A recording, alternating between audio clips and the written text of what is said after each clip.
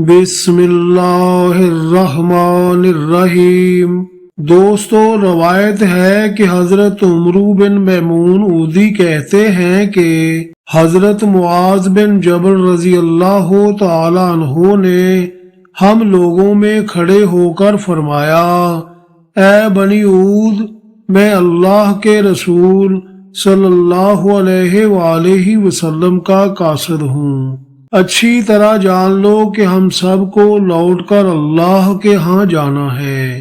اس کے بعد جنت میں جانا ہوگا یا جہنم میں، وہاں جا کر ہمیشہ رہنا ہوگا، وہاں سے آگے کہیں جانا نہیں ہوگا، اور ایسے جسموں میں ہم ہمیشہ رہیں گے جنہیں موت نہیں آئے گی۔ حضرت معاویہ بن کرہ رحمۃ اللہ علیہ کہتے ہیں کہ حضرت معاذ بن جبل رضی اللہ تعالی عنہ نے اپنے بیٹے سے فرمایا، بیٹے، جب تم نماز پڑھنے لگو تو دنیا سے جانے والے کی طرح نماز پڑھا کرو۔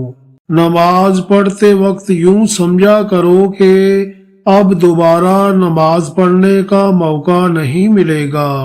اے میرے بیٹے، یہ بات جان لو کہ مومن جب مرتا ہے تو اس کے پاس دو قسم کی نیکیاں ہوتی ہیں۔ ایک تو وہ نیکی جو اس نے آگے بھیج دی، دوسری وہ نیکی جسے وہ دنیا میں چھوڑ کر جا رہا ہے، یعنی صدقہ جاریہ۔